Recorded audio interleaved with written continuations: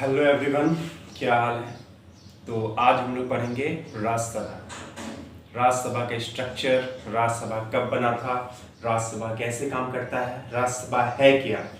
तो राज्यसभा हम लोग जानते हैं कि it is a part of parliament. तो हल्का सा हम लोग स्ट्रक्चर ऑफ पार्लियामेंट समझते हैं, क्योंकि पार्लियामेंट का एक पार्ट है राज्यसभा।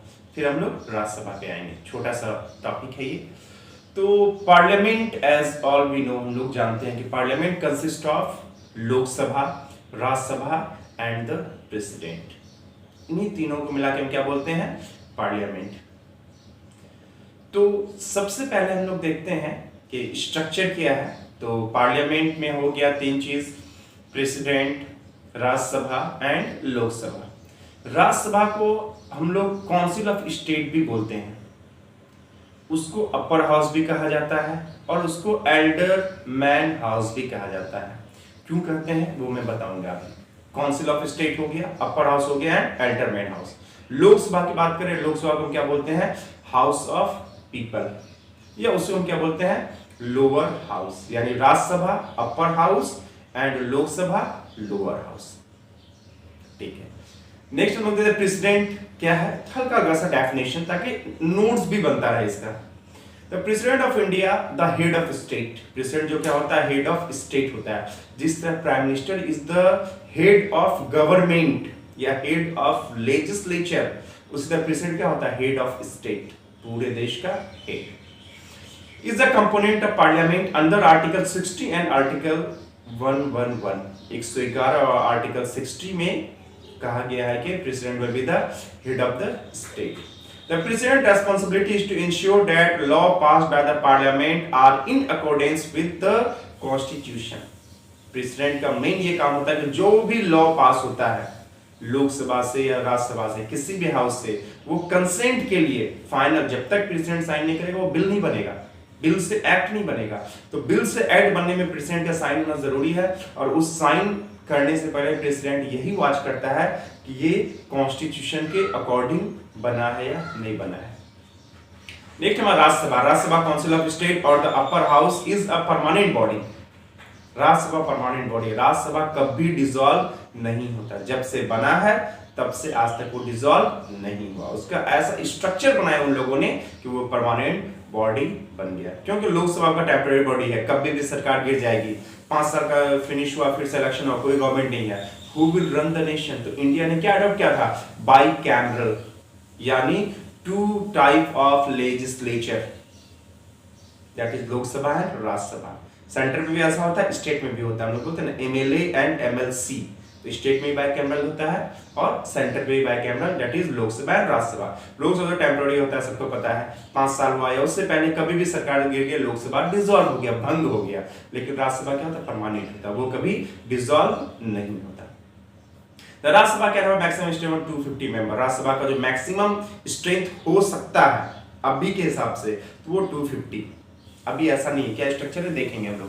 नहीं तो लोकसभा, इसे हम लोग क्या बोलते हैं, हाउस ऑफ पीपल, और the lower house has 343 members होते हैं जो चुन के आते हैं। And 543 members are directly elected by the citizen of India on the basis of universal adult franchise. यानी हम लोग कॉमन पीपल ऑफ इंडिया, हम लोग वोट करके हम लोग 543 मेंबर्स को लोकसभा भेजते हैं। और ये लोकसभा राज्यसभा मिलकर क्या करते हैं, प्रपोजल देते हैं, बिल देते हैं। अगर बिल पास हुआ तो प्रेसिडेंट साइन करेगा और वो क्या बन गया, एक्ट, या हम उसे कह सकते हैं लॉ। देखते हैं राज्यसभा। राज्यसभा के बारे में हम लोग जानते हैं। राज्यसभा फॉर्म इन 13 मई 1952। 1952 में राज्यसभा बनाया गया था, यानी आजादी के 5 साल बाद। विल कंप्लीट 70 ईयर इन 13 मई 2022। अगले साल राज्यसभा 70 साल का हो जाएगा, राइट। मैक्सिमम स्ट्रेंथ अगर देखा जाए, अभी मैंने बोला तो वो 250 है, और उसका भी अगर स्ट्रक्चर देखो तो 250 में क्या है, 238 + 12, यानी 238 इलेक्ट होंगे इनडायरेक्टली। डायरेक्ट पीपल हम लोग इलेक्ट नहीं करते हैं, वो नीचे हम लोग पढ़ेंगे, इनडायरेक्ट इलेक्शन होता है उनका। और 12 पीपल को नॉमिनेट किया जाता है प्रेसिडेंट के द्वारा फ्रॉम डिफरेंट फील्ड। अलग अलग फील्ड से 12 पीपल को नॉमिनेट किया जाता है। अगर हम प्रेजेंट स्ट्रक्चर की बात करें तो 245 स्ट्रक्चर है, यानी अभी 5 सीट क्या है, वैकेंट है। क्यों वैकेंट है ये? क्यों ये वैकेंट है पीओके, पाकिस्तान ऑक्यूपाइड कश्मीर की वजह से। बहुत सा हिस्सा पाकिस्तान के और चाइना के कब्जे में है कश्मीर का। तो हम लोग होपफुल हैं कि जिस दिन वो हमारे कब्जे में आ गया तो वहां पे हमें एमपीज और एमएलए चाहिए ना, एमपी लोकसभा एमपी राज्यसभा चाहिए ना, तो हमने लोकसभा की भी सीट फिक्स थोड़े से बचा रखे हैं वहां के लिए, और राज्यसभा की भी। तो राज्यसभा की 5 सीट हमने अभी वैकेंट कर रखा है कि अगर कभी फ्यूचर में अगर वो हमारे वापस आ गया, हमारे कब्जे में आ गया, तो हम लोग वहां से 5 राज्यसभा सीट दे देंगे। तो इसलिए प्रेजेंट स्ट्रक्चर क्या है, 245, मैक्सिमम 250 एंड प्रेजेंट 245। तो 245 का स्ट्रक्चर देखते हैं। 245 में देखा जाए तो 233 जो हम लोग इलेक्ट करते हैं आज के डेट में, और 12 जो है वो प्रेसिडेंट नॉमिनेट करते हैं। 233 जो इलेक्ट करते हैं उसका देखते हैं। इलेक्टेड 229 फ्रॉम डिफरेंट स्टेट्स, जितने हमारे स्टेट्स हैं उन सारे स्टेट्स में से 229 को हम क्या करते हैं, इलेक्ट करते हैं इनडायरेक्टली। 4 फ्रॉम यूनियन टेरिटरीज, हमारे जितने यूटीज हैं वहां से 4 को हम लोग इलेक्ट करते हैं, और 1 फ्रॉम पौंडीचेरी, जो यूटीज में है 3 तो दिल्ली से ही हो गया, 3 राज्यसभा दिल्ली से हैं और 1 राज्यसभा पौंडीचेरी से है। बाकी जो यूनियन टेरिटरीज है वहां पे कोई राज्यसभा सीट नहीं है। अभी हम लोग पूरे स्टेट का देखेंगे, इमेज के किस स्टेट में कहां कहां है वो देखेंगे हल्का सा ब्रेक में। जिसको जानना है तो वो उस इमेज से नोट में लिख सकता है। अगर हम आ जाए प्रेसिडेंट वाले सेक्शन पे, जैसे 12 जो होता है वो प्रेसिडेंट नॉमिनेट करते हैं, तो 12 nominated by the president from the field of science, science के फील्ड से, आर्ट के फील्ड से, film industry, literature and social work, अलग अलग फील्ड से, क्योंकि हर लोगों का रिप्रेजेंटेशन होना जरूरी है। और इन फील्ड में उन लोगों की, एक्टर्स की, सोशल वर्कर की, लिटरेचर से रिलेटेड लोगों की इतनी पॉपुलेशन नहीं होती है कि वो कहीं से इलेक्शन जीत पाए। इसलिए हमने क्या किया, हमने 12 सीट नॉमिनेट कर दिया कि जिस जिस फील्ड से लोग नहीं चुन के आ पाते हैं, हर फील्ड का होना जरूरी है, ताकि जो भी लॉ बन रहा है उसमें वो लोग देख पाए कि उससे उनको कोई प्रॉब्लम तो नहीं है, अपने लिए प्रपोजल दे पाए। तो इसलिए 12 सीट हमने नॉमिनेट किया और डिफरेंट फील्ड से 12 लोगों को प्रेसिडेंट डायरेक्ट क्या करते हैं, नॉमिनेट कर देते हैं। तो 12 प्लस 233 245 आज का प्रेजेंट स्ट्रक्चर है। कॉल्ड एज परमानेंट हाउस, पता है मैंने कि राज्यसभा जो है परमानेंट हाउस है, उसका पीरियड फिक्स नहीं होता है। परमानेंट हाउस जब 1952 में बना और आज तक टिल टुडे अब तक एक बार भी डिसॉल्व नहीं हुआ है। पीरियड ऑफ मेंबर फिक्स, लेकिन उसके जो मेंबर्स हैं, राज्यसभा डिसॉल्व नहीं होता लेकिन राज्यसभा के मेंबर का पीरियड फिक्स है, दैट इज 6 ईयर। जबकि अगर आप देखेंगे लोकसभा का 5 ईयर है और राज्यसभा का कितना है, 6 ईयर। इट मींस एक बार अगर राज्यसभा के आप एमपी बन जाते हैं तो आप 6 साल तक एमपी रहेंगे। 6 साल के बाद आपका टेन्योर खत्म हो गया। अगर आप री इलेक्ट हुए तो फिर से दोबारा बनेंगे। तो यानी राज्यसभा का टेन्योर 6 ईयर है। तो ये एकदम माइंड में रखना है। लोकसभा जो इलेक्ट करते हैं हम लोग डायरेक्टली 5 ईयर, और जो राज्यसभा जिसको इनडायरेक्टली इलेक्ट करते हैं वो कितने साल के लिए बनते हैं, 6 ईयर। अगर क्वालिफिकेशन की बात करें, must be a citizen of India and age should be 30 year. यानी राज्यसभा का इलेक्शन लड़ने के लिए आपका एज कितना होना चाहिए, 30 ईयर। जबकि लोकसभा का क्या है, ओनली 25। तो दो चीज देख लो यहाँ पे, राज्यसभा 30, उधर लोकसभा क्या था 25। राज्यसभा 6 ईयर, उधर लोकसभा कितना 5 ईयर। दोनों में आगे है ना, एज आगे है। इसीलिए अभी बोला ना मैंने कि हाउस ऑफ सीनियर्स या upper house, Rajya Sabha upper house क्यों बोलते हैं, क्योंकि जो एज क्राइटेरिया इलेक्शन लड़ने का वो क्या है 30 ईयर, जबकि लोकसभा कितना है 25 ईयर। उसे बोलते हैं लोअर हाउस, और इसीलिए इसे क्या बोलते हैं, upper house. 1/3 of member retire every second year and are replaced by newly elected member। जो इलेक्शन होता है राज्यसभा का, तो जैसे बोला ना परमानेंट है, तो परमानेंट है तो फिर डिसॉल्व क्यों नहीं हुआ आज तक, कैसे वो फिक्स है। असल में उसका प्रोसेस ऐसा बना दिया कि हर 2 साल में उसका इलेक्शन होता है और 1/3 लोग रिटायर करते हैं, 2/3 तो है ही वहां पे, 1/3 रिटायर किए और नए 1/3 आ गए, जिनका 6 साल कंप्लीट होता है। भाई उसका स्ट्रक्चर ऐसा है कि हर 2 साल में 1/3 रिटायर करेंगे और 1/3 आएंगे। और कौन कौन रिटायर करेंगे 1/3? तो जिनका 6 साल कंप्लीट हो चुका है, वो हम लोग वो भी समझेंगे कि कैसे ये होता है process. Each member is elected for a term of 6 year। 6 year के लिए हर आदमी चुना जाता है। Its member are indirectly elected by member of legislature body of the state। मैंने बोला कि स्टेट लेजिस्लेचर यानी जितने एमएलएज होते हैं वो लोग वोट करते हैं किसके लिए? राज्यसभा एमपी के लिए। इसीलिए अभी देखा होगा तुम लोगों ने कि उसका दूसरा नाम हमने क्या बोला था?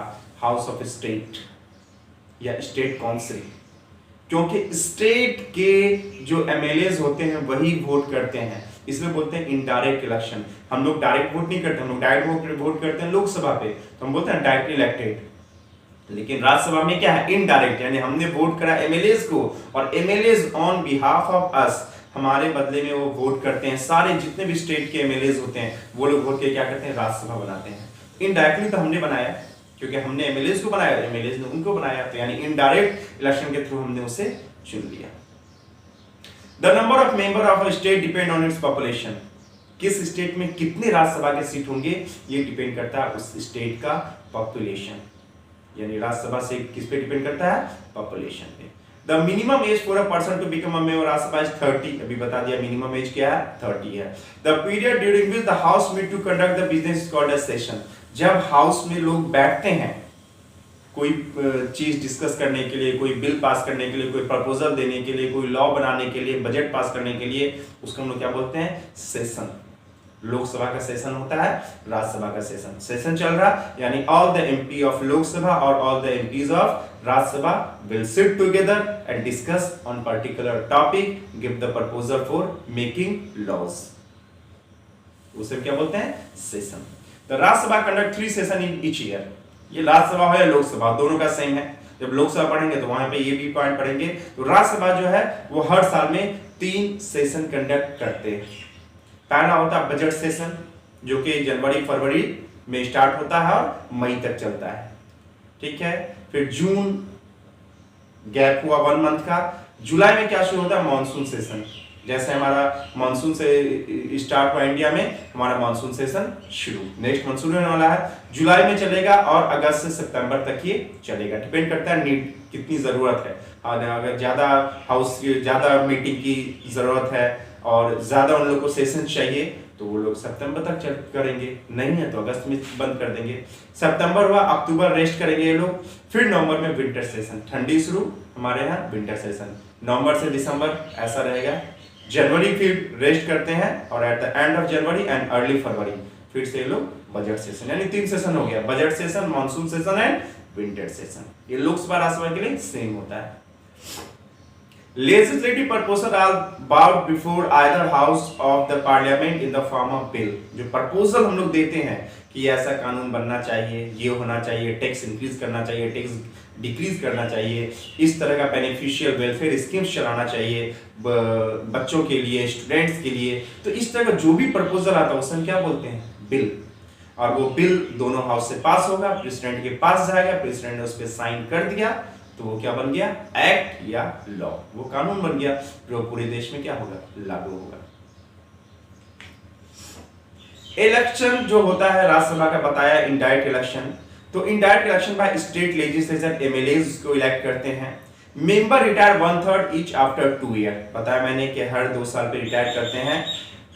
ध्यान से इस चीज को समझना, दिस इज वेरी इंपॉर्टेंट और बहुत रेयर चीजें हैं जो मैं समझा रहा हूं कि हर 2 साल पे जो इलेक्शन होता है 1/3 मेंबर रिटायर करते हैं। मैंने बताया कि जो जिस आदमी का 6 साल कंप्लीट हो जाएगा वो रिटायर करेंगे। इमेजिन करते हैं हम लोग कि जब पहली बार राज्यसभा के मेंबर इलेक्ट हुए होंगे तो 1952 में बना, तो 1952 में क्या हो गया? सारे लोग इलेक्ट हो गए। जो भी मान लेते हैं आज के स्ट्रक्चर के हिसाब से अगर देखें 245 लोगों को इलेक्ट कर दिया। अब क्या बोला मैंने कि 6 साल तो रहेंगे, एक कंडीशन पहले बता दिया मैंने, और हर दूसरे साल पे 1/3 रिटायर करते हैं। तो बोलोगे सर कि ऐसा कैसे हो सकता है? 1952 में अगर कोई इलेक्ट हुआ और 6 साल रहेगा तो 1958 में सबको रिटायर कर जाना चाहिए, होना तो यही चाहिए। लेकिन जब सब रिटायर कर जाएंगे तो फिर एक साथ सबको इलेक्ट करना होगा। जो ये कॉन्सेप्ट बताया कि 1/3 लोग इलेक्ट रिटायर करते हैं और 1/3 लोग इलेक्ट होते हैं, ये स्ट्रक्चर कैसे काम चलेगा, हुआ क्या था ध्यान से देखना है। 1952 में टोटल लोगों को इलेक्ट कर लिया गया, सारे लोग, इनडायरेक्ट इलेक्शन हुआ और वो लोग आ गए राज्यसभा में। 1952 2 साल बाद अब क्या करना है, 1/3 लोग रिटायर करेंगे। कोई अभी 6 साल का नहीं हुआ है, सबके तो 2-2 साल ही हुए हैं। तो शुरू में थोड़ा सा प्रॉब्लम होना था, तो इसलिए क्या किया कि 1954 में 1/3 रिटायर्ड 1/3 इलेक्टेड। 1/3 लोगों को, जिसका 2 ही साल हुआ, सबका तो 2 ही साल हुआ, 2 ही साल में उन लोगों को रिटायरमेंट करवा दिया गया और 1/3 फिर से लोग जितने रिटायर किए उतने लोगों को वापस लेते आए, यानी जो स्ट्रक्चर था वो कंप्लीट हो गया। अब वहां पे जो लोग हैं 2/3 जो लोग बचे हैं वो 2-2 साल के हैं और जो 1/3 लोग हैं जो नया नया भी आया है। क्लियर? ये किया कैसे भाई, कौन जाएगा, कोई तो छोड़ के जाना नहीं चाहेगा। तो by president doctor Rajendra Prasad हमारे प्रेसिडेंट थे, उसने लॉटरी सिस्टम के थ्रू ऐसा किया था, यानी उन्होंने लॉटरी किया कि जितने मेंबर हैं उसमें 1/3 को निकालना, उसके लिए उन्होंने लॉटरी कर दिया और जो लॉटरी में आए वो लोग अपना बचे और बाकी लोग आउट हो गए। ये चीज राजेंद्र प्रसाद ने किया और ये 2-3 बार किया उसने। तो 1952 से 54 तक 2 साल रहे और 1/3 रिटायर कर गया। 54 के बाद 56 में इलेक्शन होना है 2 साल बाद। 56 में क्या हुआ कि जो 1/3 नए थे वो तो है ही अभी, उनका 2 साल हो गया। जो 2/3 लोग थे उन लोग का 4 साल हो गया, क्योंकि इलेक्ट 52 में हुए हैं। अब क्या है ये 54 में इलेक्शन, 54 में इलेक्शन चल रहा है, ये 56 में इलेक्शन चल रहा है, 56 है ये, तो 94 साल के हो चुके हैं। अब 4 साल वाले क्या करेंगे, 1/3 उनमें से जो 4 साल वाले बचे हैं, 2/3 बचे हैं उसमें से 1/3 को फिर से लॉटरी के थ्रू निकाल दिया गया और नए लोग आ गए।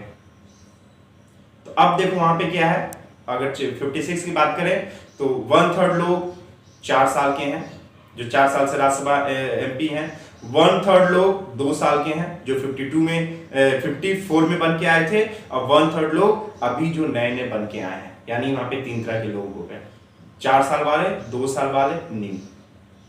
56 का इलेक्शन हो गया, लॉटरी के थ्रू चले गए, यानी 2 बार लॉटरी हुआ और 2/3 हमने रिटायर कर दिया। अब हाउस हमारा फुल है, हाउस खाली नहीं हुआ। अब 2 साल बाद फिर देखो 1956 में 2 साल बाद क्या, 1958 जैसे 2 साल हुआ तो ये जो 1/3 थे 4 साल वाले, इनका 6 साल हो गया, जो 2 साल वाले थे इनका 4 साल हो गया, और जो नए थे इनका क्या हो गया, 2 साल हो गया। जैसे इनका 6 साल कंप्लीट हुआ, ये खुद ब खुद क्या करेंगे, रिटायर कर जाएंगे। अब 2 बार लॉटरी हुआ सिर्फ, दैट इज इन 1954 एंड 1956, क्योंकि 1958 में ऑलरेडी इनका 6 साल हो गया, ये रिटायर कर गए, नए 1/3 लोग आ गए। अब अगले 2 साल बाद, यानी अगर बात करें 1960 की, तो जो 4 साल वाले थे वो 6 साल के हो जाएंगे, जो 2 साल वाले थे वो 4 साल के हो जाएंगे, और जो 1958 में जो नए बने थे वो किसके, और जो 1960 नए आएंगे वो नए बन गए। तो अब स्ट्रक्चर सेम हो गया। अब अपने आप ये लोग 6 साल बाद रिटायर करेंगे, 6 साल, 4 साल, 2 साल, 6 कंप्लीट वाले जाएंगे, फिर 2 साल बाद 4 वाले 6 हो जाएंगे और 2 वाले 4 हो जाएंगे, नए हो जाएंगे, और ये स्ट्रक्चर चल गया। तो यानी इलेक्शन के लिए प्रेसिडेंट ने 2 बार क्या किया, लॉटरी किया। 1952 में जो बॉडी बनी तो 1954 और 1956 में थ्रू लॉटरी सिस्टम रिटायरमेंट हुआ। उसके बाद 1958 से खुद ब खुद ये लाइन में आ गया और ये प्रोसेस आज तक चलता आ रहा। हर 2 साल बाद क्या होता है, 1/3 लोग रिटायर कर जाते हैं और 1/3 लोग आ जाते हैं। इसलिए हाउस क्या होता है, परमानेंट हाउस कभी खाली नहीं होता, इसलिए इसको क्या बोलते हैं, परमानेंट हाउस। चूंकि इलेक्शन का लड़ने का एज ज्यादा है, दैट इज 30, और टेन्योर भी देखा जाए तो 1 साल ज्यादा है, दैट इज 5, इसलिए क्या बोलते हैं, अपर हाउस। और कौन करता है, स्टेट लेजिस्लेचर के लोग करते हैं, इसलिए क्या बोलते हैं, स्टेट काउंसिल भी बोलते हैं। तो ये था हमारा राज्यसभा का इलेक्शन सिस्टम। अब member Rajya Sabha are eligible for next tenure if he is elected. अगर एक बार इलेक्शन हो गया, रिटायर कर गया, तो दोबारा उसी को इलेक्ट किया, तो दोबारा भी बन सकता है। वो तो कहीं भी कर सकते हैं, लोकसभा, राज्यसभा। वो हमारे यहाँ एमएलसीज कहीं पर भी हमारे यहाँ टेन्योर फिक्स नहीं होता है। जैसे अमेरिका में कि 2 बार ज्यादा नहीं बनेंगे, जॉर्ज बुश, वाशिंगटन और ओबामा, ये लोग 2-2 बार के बाद 3rd टाइम नहीं बन पाए। लेकिन इंडिया में ऐसा कोई रूल नहीं है। आप जब तक हैं, जब तक लोगों का मैंडेट सपोर्ट आपको मिलता है, you can contest the election, direct हो या इनडायरेक्ट हो, आप एमपी बन सकते हैं। एक कंपेयर करते हैं हल्का सा हम लोग अपने बिहार को और यूपी को समझते हैं हम तो कितने राज्यसभा सीट हैं, कितने लोकसभा सीट है। बिहार में बोला मैंने कि अकॉर्डिंग टू पॉपुलेशन, और हम जानते हैं कि यूपी की पॉपुलेशन ज्यादा है, बिहार से समझो डबल है। सीट भी वैसा ही देख लो, बिहार में 16 राज्यसभा सीट है, ये ध्यान रखना इंपॉर्टेंट है, और यूपी में 31 राज्यसभा सीट है। लोकसभा की बात किया जाए तो 40 लोकसभा एमपी है बिहार में, और यूपी में इट्स 80।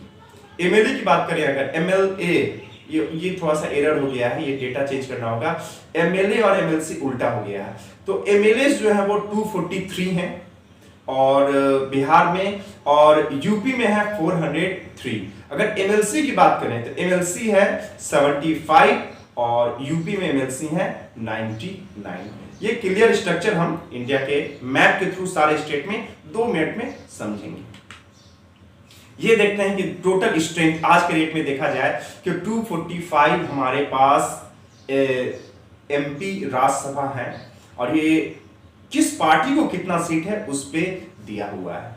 एनडीए को यहाँ पे दिख रहा है कि 142 है, अमंग 245 142 सीट किनके पास है, एनडीए के पास। एनडीए मींस बीजेपी और उसके जितने भी पार्टीज हैं। तो ये सबसे पहले जो थोड़ा सा क्रीम कलर का दिख रहा है वो सारा सीट किन लोगों का है, एनडीए का है, ठीक है। और यूपीए के पास कितने हैं,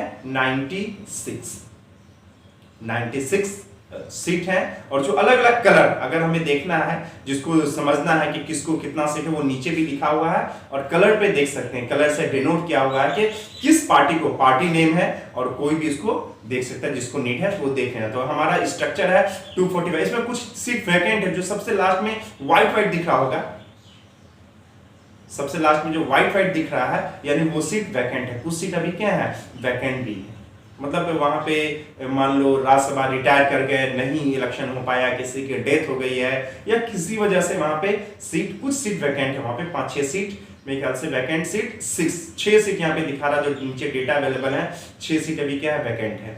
तो यानी जो स्ट्रक्चर देखोगे तो 239 लोग अभी राज्यसभा के एमपी हैं, और वो किस किस पार्टी को बिलोंग करते हैं वो इस इमेज से पता चल जाएगा। नेक्स्ट हम लोग देखते हैं स्टेट वाइज, ये बहुत इंपॉर्टेंट है। राज्यसभा अगर समझ में आ गया तो डायरेक्ट हम लोग यहाँ देख के अंदाजा लगा सकते हैं। तो राज्यसभा के 245 जो हमारे पास सीट है उसमें 233 + 12 जो हमारा स्ट्रक्चर है, और दोनों अगर एमपी लोकसभा राज्यसभा को जोड़ा जाए तो 788 सीट्स हमारे होते हैं। अगर देखा जाए डेटास देखो तो हर स्टेट पे 2 डेटा दिया हुआ है, एक ऊपर एक नीचे। ऊपर वाला जो है लोकसभा और नीचे वाला राज्यसभा, ठीक है, ये ध्यान रखना है। तो 1-2 स्टेट के हम लोग सिर्फ राज्यसभा देखते हैं। यूपी 31 अभी मैंने बताया, बिहार 16 दिख रहा है, स्टेट क्लियर है। अगर राजस्थान 10 दिख रहा है राज्यसभा, गुजरात 11 दिख रहा है, मध्य प्रदेश 11, महाराष्ट्र 19, कर्नाटका 12। गोवा में देखो तो गोवा में ऊपर 2 नीचे 1 यानी राज्यसभा सीट 1 है।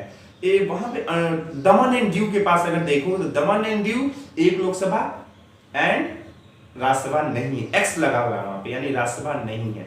अगर देखा जाए दादर एंड नगर हवेली, वहां पे ऊपर 1 नीचे एक्स, यानी वहां पे नहीं। मैंने भी बताया था यूटीज में सिर्फ दिल्ली और पौंडीचेरी में है और कहीं नहीं है।